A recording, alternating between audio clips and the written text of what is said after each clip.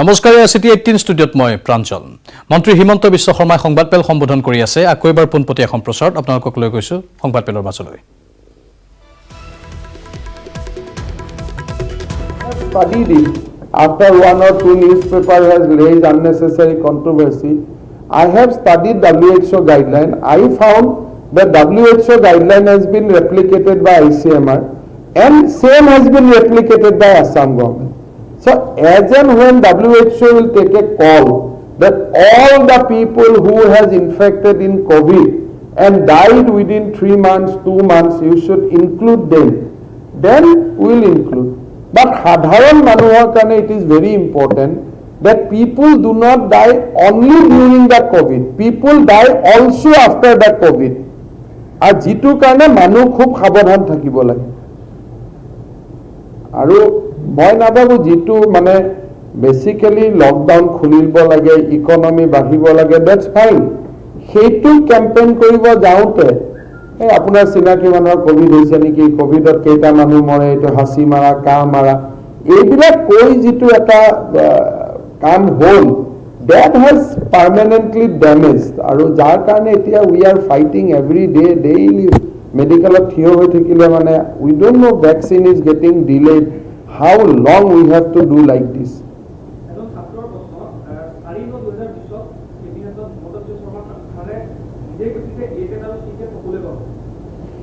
কোনো স্যার এবিলাক আপনি এনেকে কোনো হিমন্ত বিশ্ব শৰ্মাই কলে একো নহয় সাৰ্ভিস ৰুলত জি কয় মই পলিটিশিয়ান মানুহ মোৰ ওচৰত আপুনি থিয় হৈ থাকিলে মই কম হ'ব দে বাবা মই চাই দিম সার্ভিস রুল পঢ়িব লাগে মন্ত্ৰী মানে ৰজা নহয় যাৰে প্ৰশ্ন থাকে হিমন্ত বিশ্ব শৰ্মাই কি কৈছে সৰ্বানন্দ সোণোৱালে কি কৈছে তৰুণ গগৈ কি কৈছে এইবোৰ কোনো চাব নালাগে ৱেবছাইটত তেওঁ যিখন টেটৰ সাৰ্টিফিকেট আছে তাৰ পিছফালে লিখা আছে যে এই টেট সাৰ্টিফিকেটখন লাক্ষাদ্বীপ দিল্লী আৰু অমুকতহে প্ৰযোজ্য তেওঁ এনেকে মই কি কৈছিলো বুলি ক'লে বিতৰ্কত যাব মই কম টেটটো দিয়ক অমুক ইমানটো যাব নালাগে এখন মোৰ সাৰ্টিফিকেট পিছফালে মই পঢ়িলো তাতে লিখা আছে গতিকে আমাৰ গভৰ্ণমেণ্টৰ নিয়মটো হ'ল আমি ষ্ট্ৰিক্টলি ৰুলত যাম যাতে হাইকোৰ্টে ষ্টে কৰিব নোৱাৰে ইমান নিবনুৱা সমস্যা আছে গতিকে কাবাক হ'লেও ক্লিয়াৰ কৰি গৈ থাকিব লাগে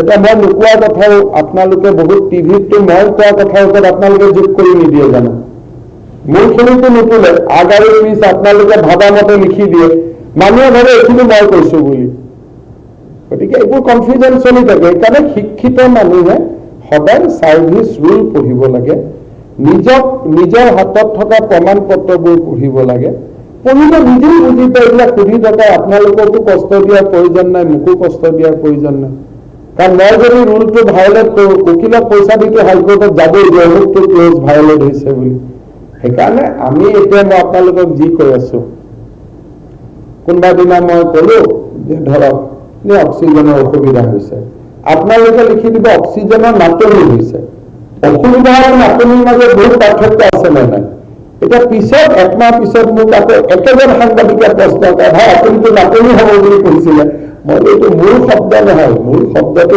অসুবিধা হৈছিল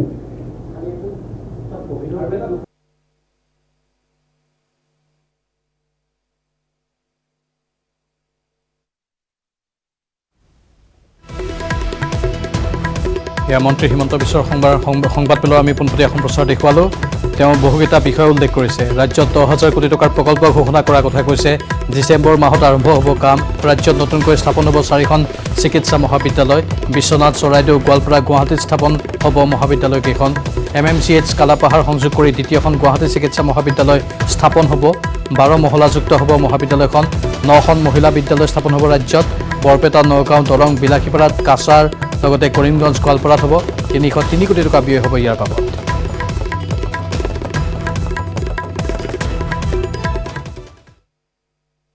সেনিটাইজ কৰি লৈছো 1 ঘণ্টা আগত মই এটা নিজক প্ৰস্তুত কৰি লৈছো এটা কেইদিনমান আগলৈকে অসমৰ এজন ৰাজনীতিবিদে এই হিমন্ত বিধানে আমাক কৈলে এটা তেওঁ হস্পিটেলত তো ভাই আপোনাৰ কাৰণেহে আমি কৈছো গতিকে আজি বিটিএডি যিবিলাক মিটিং হৈ আছে ই গোটেই নামনি অসমত সৰ্বনাশ আনিব BTADৰ বহুত পলিটিক্যাল লিডাৰে ভাবে যে BTADখন আনমান দ্বীপপুঞ্জ টাইপ, যে BTAD মানে BTAD। কিন্তু ওদালগুৰি যে শোণিতপুৰৰ গাত লাগি আছে, ওদালগুৰি যে দৰঙৰ গাত লাগি আছে, কোকৰাঝাৰ যে ধুবুৰী গাত লাগি আছে, বঙাইগাঁও গাত লাগি আছে, বাস্কা যে নলবাৰী বৰপেটাৰ গাত লাগি আছে, তেওঁলোকেতো নাভাবে। তেওঁলোকে ভাবে এইটো আমাৰ এটা নদী দ্বীপ হয়। মাজুলীৰ কথা মানিব পাৰোঁ, BTADখনতো তেনেকুৱা নহয়। এই একেবোৰ মানুহ ৰঙীয়া বজাৰত আকৌ বজাৰ কৰিব ওলাই আহিব। গতিকে এটা অপৰিপক্ক পলিটিক্যাল লিডাৰশ্বিপ এটা আজি চলি আছে এক্ৰছ দ্য পাৰ্টি। যদি যোন পাৰ্টি নহয়, আপুনি মোক ক'ব এতিয়া BJPয়ে কৰিছে, কংগ্ৰেছে কৰিছে, মই সেইবিলাকত নাযাওঁ। মানে যি ধৰণে BTADত আজি ইলেকশ্যন হ'ব নহ'ব কোনো ঠিক নাই। হাজাৰ হাজাৰ মানুহ লৈ যিটো মিটিং চলিছে এইটো ভুল চলিছে, ক'লে ব্যক্তিগত হৈ যায়। সেইকাৰণে মই আজিকালি কোৱা বাদ দিছোঁ। নাম্বাৰ 2, বিহু আমি পাতা নাই, সকলোৱে পাতা নাই।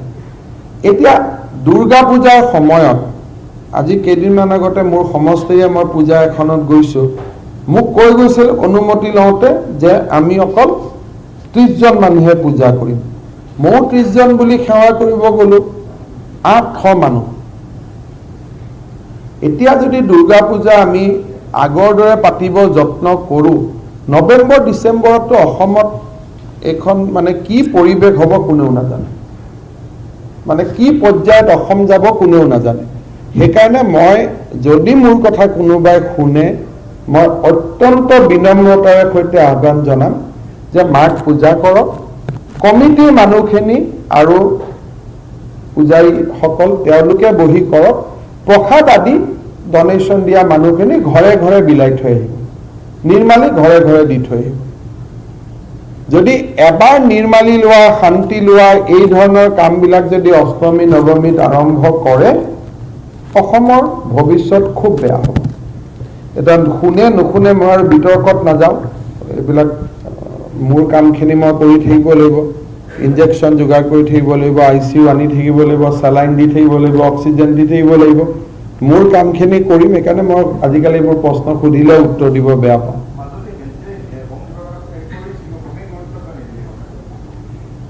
চব এইটো এটা মানুহৰ মানসিকতা। 6 মাহ হৈ গ'ল, মানুহেও কষ্ট পাই ঘৰত সোমাই থাকি ব্যৱসায় বাণিজ্য চবেই আছে। ইয়াত এইটো নহয় যে কোনোবাই নামানো বুলি মানা নাই। প্লাছ আমিও বহুতে কৈ দিলোঁ যে এইবোৰ বেমাৰ মানে একো নহয়। আৰু এটা নতুন ক্লাছ এটাও হৈ আছে, যাৰ বেমাৰ হৈ গ'ল, তেওঁলোকেতো ভয় খাবলগীয়া নাই। তেওঁলোকে ঘূৰি দিয়ে, তেওঁলোকে ঘূৰি দিলে বেলেগ মানুহে ভাবে ময়ো ঘূৰি দিওঁ। লাহে লাহেতো এইটো এটা সমস্যা হৈ আছে নহয়, যে এই যে 2 লাখ মানুহ ভাল হৈ ঘৰত গ'ল, তেওঁলোককতো কভিডে নাপায় 6 মাহলৈকে অন্তত। গতিকে তেওঁলোকেতো মাস্ক টাস্ক পিন্ধা কমাই দিয়ে। তাকে দেখি দুজনে ভাবে যে ময়ো নিপিন্ধো, দাদাই পিন্ধা নাই, কিন্তু গম নাপায় যে তেওঁৰ কভিড আগত হৈ গৈছে।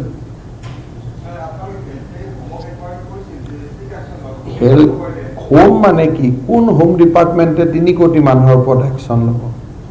এইবিলাক চৰকাৰী তন্ত্ৰত একশ্যন লোৱা, অমুক লোৱা, এই শব্দবিলাকৰ কোনো মূল্য নাথাকে।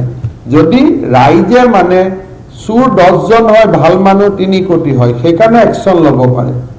কিন্তু কালি যদি 3 কোটি মানুহে অপৰাধ আৰম্ভ কৰে, কোন পুলিচে একশ্যন ল'ব? সেইকাৰণে জন সমৰ্থনটোৰ বেচিছতেতো চৰকাৰ থাকে নহয়। আজি SP এজনে যদি কণ্ট্ৰল কৰিব ওলাই গ'ল, বোলে মোৰ কাষত থকা চিকিউৰিটিয়ে দেখোন মাস্ক পিন্ধা নাই, আকৌ ওলাই গ'ল দেখিলে মোৰ দেখোন ল'ৰাটোৱে পিন্ধা নাই, আকৌ দেখিলে মোৰ দেখোন ৱাইফে পিন্ধা নাই, আকৌ দেখিলে DC বাইদেৱে দেখোন পিন্ধা নাই, তেওঁ কিমানক বুজাবগৈ? কি একশ্যন ল'ব? একশ্যন শব্দটো ক'ব ভাল, কিন্তু জন সমৰ্থন নহ'লে একশ্যন নহয়তো।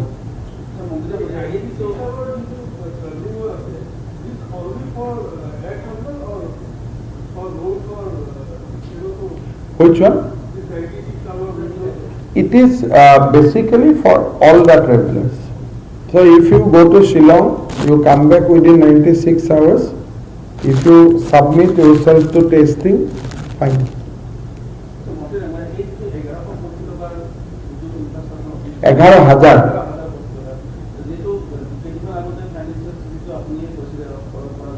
মই ক'লো না, মই ইংৰাজীত বুজাই আছিলোঁ। এইটো ক'লো যে যোৱা পৰহি দিনাখন কেন্দ্ৰীয় বিত্তমন্ত্ৰী নিৰ্মলা সীতাৰামন ডাঙৰীয়ানীক মই লগ কৰিছিলোঁ দিল্লীত। তেওঁ আমাক প্ৰতিশ্ৰুতি দিলে যে বিত্ত আয়োগে অসমৰ কাৰণে যি টকা নিৰ্ধাৰণ কৰিছে তাক এই বছৰ কৰ্তন নকৰে। GSTত আমাৰ যি ক্ষতি হৈছিল, টেক্স যি উঠা নাছিল, সেইখিনিও কেন্দ্ৰীয় চৰকাৰে আমাক দিয়াৰ ব্যৱস্থা কৰিব। তৃতীয়তে মই আগতেই কৈ যোৱাৰ দৰে যে এই কামবিলাকৰ কাৰণে আমি আগতে বাজেট প্ৰভিজন কৰি থৈ দিছিলোঁ। আজি 6 মাহত আমি ৰাজ্যৰ অৰ্থনীতি বহুখিনি টনকিয়াল কৰিব সক্ষম হৈছোঁ। অহা সপ্তাহতো আৰু নতুন স্কিম আপোনালোকক কম। এইবিলাক ছেপ্টেম্বৰৰ 15 তাৰিখ বা 20 তাৰিখলৈকে মই আপোনালোকক নতুন কম বুলি কৈ থৈছোঁ।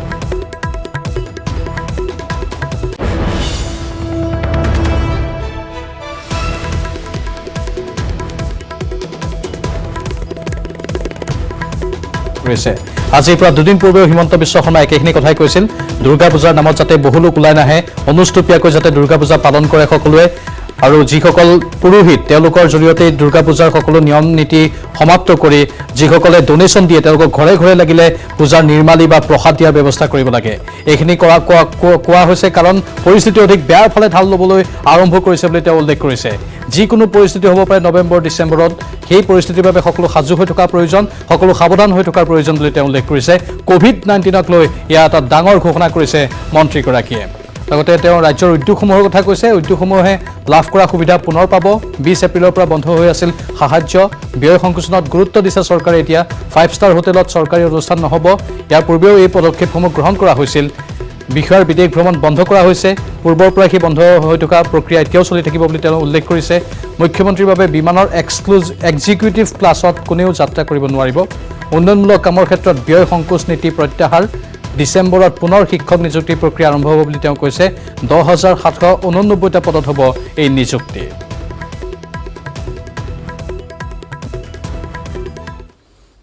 পৰৱৰ্তী বাতৰি।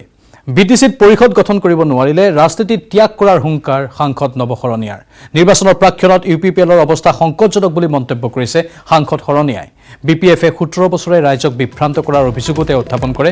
ইফালে বিজেপিয়ে 5ৰ পৰা 10 লাখ টকাত গণ সুৰক্ষা পাৰ্টিৰ নেতা কৰ্মীক কিনি থকা বুলি বিস্ফোৰক অভিযোগ উত্থাপন কৰিছে নৱ শৰণীয়াই। BTCত গণ সুৰক্ষা পাৰ্টিয়ে অবৰোৰ বাবে কাম কৰা একমাত্ৰ দল বুলিও তেওঁ উল্লেখ কৰিছে। জিলাৰ পৰা মণ্ডললৈকে আছিলে আৰু মই কৈছোঁ যে যদি এইবাৰ আমি কাউন্সিল ইলেকশ্যন মানে কি কয় জিকিব নোৱাৰো তাৰ সমস্ত দায়িত্ব মই ল'ম। আৰু মই কৈছোঁ যে আমি পলিটিকেলি সন্ন্যাস ল'ম, কাৰণ আমি ৰাজনীতিটো কেৱল ক্ষমতা দখল কৰাৰ কাৰণে অহা নাই। গণ সুৰক্ষা পাৰ্টি একেবাৰে বনোৱা হৈছে যে BTCত থকা বিভিন্ন জাতি জনগোষ্ঠীৰ সমস্যাখিনি যাতে আমি সমাধান কৰিব পাৰোঁ। সেই সমস্যাখিনি সমাধানৰ স্বাৰ্থত আমি ৰাজনৈতিক ব্যৱস্থাটোক এটা সংগ্ৰামৰ অংশ বিশেষ কৰি ধৰি লৈছোঁ। আৰু ৰাজনৈতিক ক্ষমতা দখল কৰিব পাৰিলে আমাৰ এইটো যিখিনি দাবী অধিকাৰৰ প্ৰশ্ন, আমি ভাবোঁ এইটো 10 বছৰ নালাগে। কিছুমান উইদিন 6 মান্থ, কিছুমান 1 বছৰ। 1 বছৰ আমি সমাধান কৰিব পাৰিম। এই কথা মোৰ পৰা স্পষ্টভাৱে আমি জনাইছোঁ। আৰু আমাৰ যিসকল টীম আছে সেই টীমসকলক এই ক্ষেত্ৰত একমত। মই বাৰ বাৰ কৈছোঁ যদি কংগ্ৰেছ AIDFে তাত গৈ আমাৰ মাইনৰিটি ভোটটো ডিভিজন কৰে, সকলোতকৈ বেছি ক্ষতি হ'ব কিন্তু মাইনৰিটি। কাৰণ তাত আমাৰ যিটো ইউনিটি অবৰোধ হিচাপে মেইন ষ্টেক হোল্ডাৰ কিন্তু তেওঁলোক, কাৰণ BTC ট্ৰাইবেলৰ পিছতে লাৰ্জেষ্ট কমিউনিটি বা ভোটাৰ হিচাপে তেওঁলোকে আছে। আমি কোনোদিনে ৰাজনীতি কৰিম বুলি সপন্ত হোৱা নাছিলোঁ। আমাৰ না প্ৰফেশ্যন না হবি। কিন্তু যেতিয়া ৰাজনীতি কৰাত নামিছোঁ, আমি এই ধৰণৰ সাম্প্ৰদায়িক ৰেচিয়েল বা সুবিধাবাদী ৰাজনীতি আমি কেতিয়াও নকৰোঁ। আমি মূল্যৱান আৰু নীতিগত ৰাজনীতি কৰিম। আৰু প্ৰয়োজনত আমি BTCত যেনেকৈ আমি এটা সবল ভূমিকা লৈছোঁ, প্ৰয়োজনত আমি হয়তো অসমৰ ক্ষেত্ৰত ল'ম। ক্লিয়াৰ কথা। কিন্তু আজিৰ দিনত আমি কেৱল BTC আমি ফ'কাছ কৰিছোঁ। আৰু BTCৰ বাহিৰে আমি পৰৱৰ্তী সময়ত যিখিনি আহিব তাৰ পিছত পৰৱৰ্তী কথা হ'ব। আৰু চাওক, BTC যি দলে চৰকাৰ কৰিব সেই দলেও কিন্তু এটলিষ্ট 10ৰ পৰা 12টা 13টা MLA সদায় তেওঁলোকৰ পক্ষতে থাকে। আজি এই কথাখন আমি নকওঁ। আমি কেৱল কৈছোঁ যে BTC আমি ইলেকশ্যন ফ'কাছ কৰিছোঁ আৰু ইলেকশ্যনত আমি যুঁজিম, জিকিম। আৰু যদি জিকিব নোৱাৰোঁ তেতিয়া নৱশৰণীয়া কোনোদিনে আৰু ৰাজনীতি নকৰে। চিটি 18ত আৰু বহু গুৰুত্বপূৰ্ণ খবৰ জনাবলৈ বাকী আছে, আমি জনাম বাণিজ্যিক বিৰতিৰ পাছত।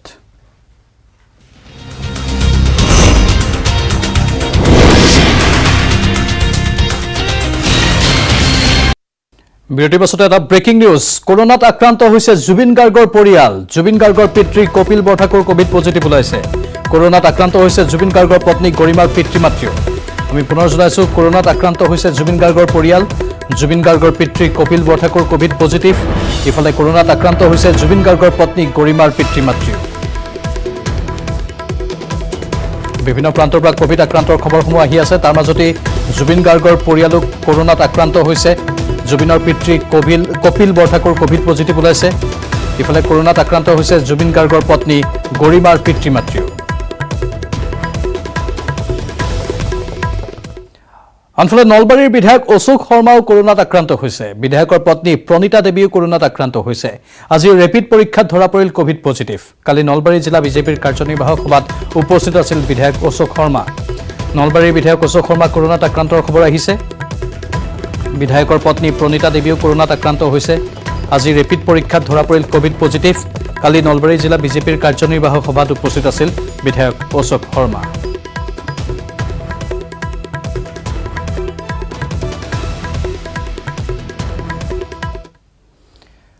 ভাৰতক চীনে গতালে 5 গৰাকী অৰুণাচলী যুৱকক। ভাৰত চীন সীমান্তৰ কিবিটোত গতালে অৰুণাচলী যুৱক 5জনক।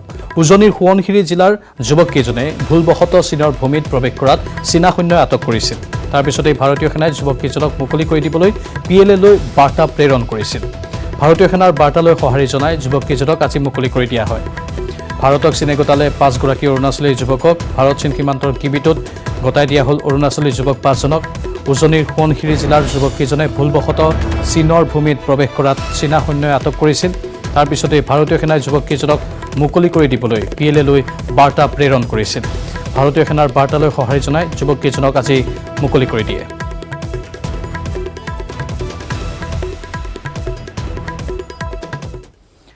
কোনে দখল কৰিব BTCৰ গাদী? নিৰ্বাচনৰ দিন ঘোষণাৰ পূৰ্বে BTC দখলৰ অংকত ব্যস্ত হৈছে প্ৰতিটো ৰাজনৈতিক দল। BTC দখল কৰিব নোৱাৰিলে সক্ৰিয় ৰাজনীতি ত্যাগ কৰাৰ হুংকাৰ কোকৰাঝাৰৰ সাংসদ নৱকুমাৰ শৰণীয়াৰ।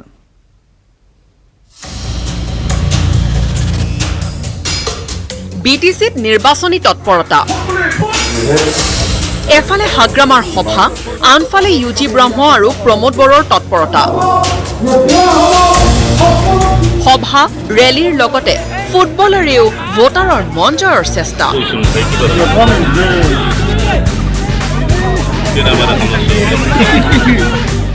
নিৰ্বাচনৰ দিন ঘোষণাৰ পূৰ্বে আৰম্ভ BTC দখলৰ যুঁজ। NDFBৰ তিনিওটা গোটৰ লগতে অঞ্জলি দৈমাৰীৰ সৈতে হাত মিলোৱাৰ পিছত আত্মবিশ্বাস বাঢ়িছে হাগ্ৰামাৰ। 40খন আসনৰ 40খনেই BPFৰ দখলত থাকিব বুলি দাবী কৰিলে হাগ্ৰামাই। আসন কিমান পাম বুলি ভাবিছে? আসনটো 40টাৰ ভিতৰত 40টা। বাক্সাৰ মথনগুৰি পৰিষদীয় সমষ্টিৰ সভাত BTR চুক্তিক পুনৰ সমালোচনা হাগ্ৰামা মহিলাৰীৰ। হাগ্ৰামাৰ মতে ধূলিচাত হ'ব UPPL। নিজৰ আসনতে হাৰিব প্ৰমোদ বড়ো। প্ৰমোদ বড়োটো আৰামত হাৰিব। প্ৰমোদ বড়োৰ দুটা সমষ্টি আছে, আৰামত হাৰিব। আনফালে বাক্সাৰে কাউৰবাহাৰ সভাত UPPLৰ নেতাই দুমুখীয়া বুলিলে হাগ্ৰামা। বিজেপিৰ লগত যিটো প্ৰমোদ বড়ো ডাঙৰীয়াৰ মানে আলোচনা বিলোচনা চলি থাকে বা মাজে সময় দেখা পায়, এই বিষয়ে হাগ্ৰামা মহিলাৰে বাৰম্বাৰ কৈ আছে যে বিজেপিৰ লগত প্ৰমোদ বড়োৰ মিত্ৰতা আছে। কিন্তু এই কথাটো মই ক'ব খুজিছোঁ, হাগ্ৰামা মহিলাৰ এই কথাটো ভুল কথা কিয় কয়? তেওঁৰ কোনো দিমাগ নাই, নোহোৱা হৈছে নেকি? তেওঁ পাগল হৈ গৈছে নেকি? মিত্ৰতাৰ কথা অস্বীকাৰ কৰি BTCত অকলে UPPLে চৰকাৰ গঠন কৰিব বুলি দাবী UG ব্ৰহ্মৰ। UPPL দলে অকলে যুঁজি আছে, অকলে চৰকাৰ গঠন কৰাৰ এটা ক্ষমতাটো থাকিব বুলি মোৰ আজি দৃঢ় বিশ্বাস। আনফালে BTC দখল কৰিব নোৱাৰিলে সক্ৰিয় ৰাজনীতি ত্যাগ কৰাৰ অংগীকাৰ কোকৰাঝাৰৰ সাংসদ নৱশৰণীয়াৰ। যে যদিহে BTCৰ আমি চৰকাৰ বনাব নোৱাৰো এইবাৰ, তেতিয়াহ'লে আজি বহুতে আমাক সুধিলে আমি কি কৰিম নকৰিম। প্ৰথম এটা কথা আমি ক্লিয়াৰলি কৈছোঁ যে নৱশৰণীয়াই কিন্তু ৰাজনৈতিক পৰা সন্যাস ল'ব। নিৰ্বাচনৰ দিন ঘোষণা নহওঁতে আত্মবিশ্বাসী হৈ আছে BPS, UPPL আৰু গণসুৰক্ষা পাৰ্টি। প্ৰতিযোগিতাত আছে বিজেপিৰ লগতে কংগ্ৰেছো। ইয়াৰে কোনটো দলে শেষ হাঁহি মাৰিব সেয়া নিৰ্ণয় কৰিব BTCৰ ভোটাৰে। মুছলপুৰৰ পৰা মনোহৰ ৰাজবংশী, ৰঙিয়াৰ পৰা ইনামুল ইছলাম আৰু ওদালগুৰিৰ পৰা Ripunjay Nath, news 18 Assam north east. এবাৰ মুকালমুৱাত পিষ্টলসহ দুজনক আটক আৰক্ষীৰ। আটক হ'ল সুভাষ দাস আৰু মাধৱ নাথ। মুকালমুৱা আৰক্ষী থানাৰ ভাৰপ্ৰাপ্ত আৰক্ষী বিষয়া যুগল কিশোৰ কলিতা আৰু SI মকছেদ আলীৰ নেতৃত্বত গোপন সূত্ৰৰ জৰিয়তে অভিযান চলাইছিল আৰু আটক কৰিছে দুয়োজনক। গোপন সূত্ৰৰ পৰা যি তথ্য পাইছিল সেই তথ্যৰ ভিত্তিতে অভিযান চলোৱা হৈছিল। পিষ্টলৰে ভয় ভাবুকি দেখুৱাই বিভিন্ন অপৰাধজনিত কামত জড়িত আছিল দুয়ো। বৰক্ষেত্ৰী ৰাজচক্ৰ বিষয়াৰ কাৰ্যালয়ৰ পৰা আহি থকা অৱস্থাত আৰক্ষীয়ে আটক কৰে দুয়োজনক। সম্প্ৰতি জেৰা অব্যাহত ৰাখিছে মুকালমুৱা আৰক্ষীয়ে।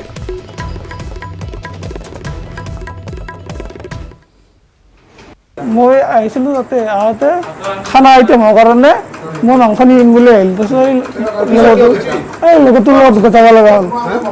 লগৰটোৰ কাৰণে গৈছোঁ অফিচত মাটি বাৰী কামত গৈছিল নেকি? মই জনা এই কিবা দুখন হেৰি ডকুমেণ্ট আনিব গৈছিল, এইটো পাৰ্মিশ্যন কপি আনিব গৈছিল। মাটিৰ পাৰ্মিশ্যন। পিষ্টলটো ক'ৰ পৰা আনিছা? পিষ্টলটো ৰাজুৰ পৰা। কাটাৰ পৰা? ৰাজু। কি নাম তোমাৰ? সুভাষ দাস। সুভাষ দাস। সুভাষ দাস। ক'ত ঘৰ?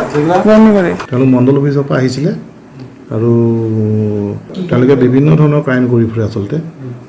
এইবিলাক কোনোবাই টকা অনা দেখিলে দম দি পেলাই টকা লৈ যোৱা, এনেকুৱা ধৰণৰ তেওঁলোকে কামবিলাক কৰি ফুৰে। মাটি বাৰীটো বিভিন্ন ধৰণৰ মানুহক মানে মাটি বাৰী দম দি পেলাই মাটি বাৰী হেৰি কৰা, দখল কৰা, এনেকুৱা ধৰণৰ আমি ইনভেষ্টিগেশ্যন চলি আছে। বিজেপিৰ বিৰুদ্ধে শক্তি বৃদ্ধিৰ লক্ষ্যৰে AICCত ব্যাপক ৰদবদল। সোনিয়া সহায়ৰ বাবে গঠন হ'ল 6জনীয়া পেনেল। সাধাৰণ সম্পাদক পদৰ পৰা অপসাৰণ কৰা হ'ল বিসম্বাদী জ্যেষ্ঠ নেতাক আৰু নতুনকৈ গঠন কৰা হ'ল কংগ্ৰেছ ৱৰ্কিং কমিটি। লক্ষ্য শক্তিশালী কৰাৰ AICCত ব্যাপক ৰদবদল। সোনিয়াক সহায় কৰিবলৈ 6জনীয়া পেনেল। পুনৰ গঠন CWC। কংগ্ৰেছক শক্তিশালী কৰাৰ প্ৰচেষ্টা। বিজেপিৰ আগ্ৰাসী ৰাজনীতিত হোলঠেকত পৰা কংগ্ৰেছক এতিয়া প্ৰয়োজন অক্সিজেনৰ। সন্মুখত অসম বিহাৰকে ধৰি কেইবাখনো ৰাজ্যৰ নিৰ্বাচন। এনে প্ৰেক্ষাপটত অন্তৱৰ্তীকালীন সভাপতি সোনিয়া গান্ধীয়ে ব্যাপক সালসলনি কৰিছে দলীয় গাঁথনি। তেওঁৰ কাম কাজত সহায় কৰাৰ বাবে গঠন কৰিছে 6জনীয়া পেনেল। পেনেলত আছে জ্যেষ্ঠ নেতা AK এণ্টনি, আহমেদ পেটেল, অম্বিকা সোনি, KC বেণুগোপাল, মুকুল ৱাছনিক আৰু ৰন্দীপ সিং সূৰ্যৱালে। মূলতঃ 23জন জ্যেষ্ঠ নেতাই চিঠিত লিখা বিস্ফোৰক অভিযোগ আৰু ইছ্যুসমূহ সমাধান কৰাৰ বাবেই সোনিয়াই নিজৰ সহায়ৰ বাবে গঠন কৰিছে এইখন পেনেল। ইফালে কেইবাজনো জ্যেষ্ঠ বিসম্বাদী নেতাক AICCৰ সাধাৰণ সম্পাদক পদৰ পৰা অপসাৰণ কৰা হৈছে। তেওঁলোক হ'ল গোলাম নবী আজাদ, মল্লিকাৰ্জুন খাৰ্গে, মতিলাল ভোৰা, অম্বিকা সোনিয়া আৰু লুইজিনহো ফেলিৰ। নতুনকৈ সাধাৰণ সম্পাদক হিচাপে নিযুক্তি দিয়া হৈছে মুকুল ৱাছনিক, হৰীশ ৰাৱত, ওমেন চন্দী, তাৰিক আনোৱাৰ, প্ৰিয়ংকা গান্ধী, ৰন্দীপ সুৰজেৱাল, জিতেন্দ্ৰ সিং, অজয় মাকেন আৰু KC বেণুগোপাল। একেদৰে সোনিয়া গান্ধীয়ে নতুনকৈ গঠন কৰিলে কংগ্ৰেছ ৱৰ্কিং কমিটি। অন্তৰ্ভুক্ত কৰা হৈছে কেইবাজনো জ্যেষ্ঠ নেতা। CWCত পুনৰ অন্তৰ্ভুক্ত হৈছে তৰুণ গগৈ, সুস্মিতা দেৱ। ইফালে দুই এদিনতেই সোনিয়া গান্ধীয়ে নতুনকৈ নিযুক্তি দিব লোকসভাৰ দলপতি। আনফালে অধীৰ ৰঞ্জন চৌধুৰীক পশ্চিমবংগৰ দায়িত্ব দিয়াৰ পাছতেই খালী হৈ আছে এই পদটো। সোনিয়া গান্ধীয়ে দলৰ ভিতৰত হোৱা অসন্তুষ্টিৰ বাবে AICCক নতুন ৰূপ দিব খুজিছে যদিও কিমান কামত আহে সেয়া সময় শেষ হ'ব। News desk, news 18 Assam north east.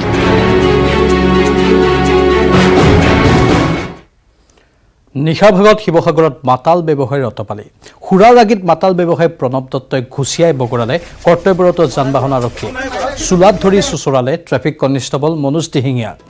উল্লেখযোগ্য যে শিৱসাগৰৰ মেলাচকৰ অঞ্চলৰ নিবাসী ৰেল বিভাগৰ ঠিকাদাৰ প্ৰণৱ দত্তই যান বাহন আইন ভংগ কৰি নো পাৰ্কিঙত বিলাসী ফৰ্চুনাৰ গাড়ীখন ৰখোৱাৰ বিৰোধিতা কৰাৰ বাবে আৰক্ষী জনজনক প্ৰহাৰ কৰে। ইফালে আৰক্ষীক প্ৰহাৰ কৰি পলায়ন কৰিব বিচৰা মাতাল ব্যৱসায়ীজনক আটক কৰিছে আৰক্ষীয়ে। ইতিমধ্যে প্ৰহৃত আৰক্ষী কনিষ্টবল মনোজ দিহিঙীয়াই এজাহাৰ দাখিল কৰিছে প্ৰণৱ দত্তৰ বিৰুদ্ধে। শিৱসাগৰ আৰক্ষীয়ে ব্যৱসায়ীজনৰ বিলাসী বাহনখন জব্দ কৰাৰ লগতে বৰ্তমান লকআপত বন্দী প্ৰণৱ দত্ত।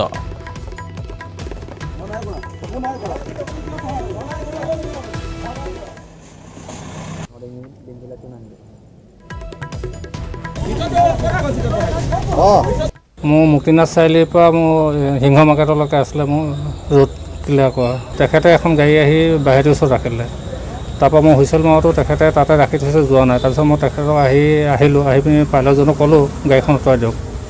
নৌপাঙিও ৰাখি থৈছিলে। তেখেতে মোক সহায় কৰিলে। তেখেতে প্ৰথমতে মোক বুকুত ধৰি লৈছে, বুকুত ধৰি তেওঁক ঘোচা মাৰিছে, 3 ঘোচামান মাৰিছে।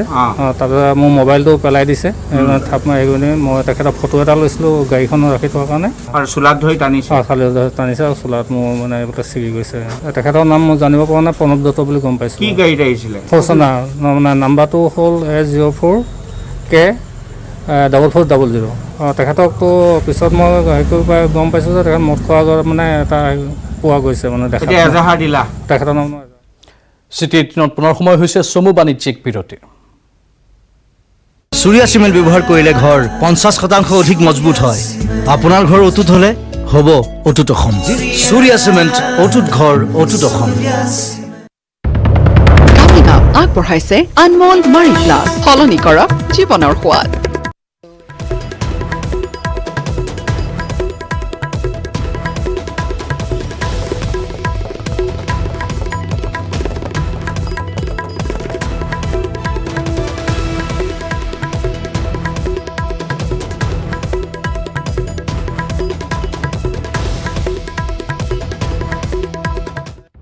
কামিং আউট আগবঢ়ালে আনমোল মাৰি প্লাছ, সলনি কৰক জীৱনৰ সোৱাদ।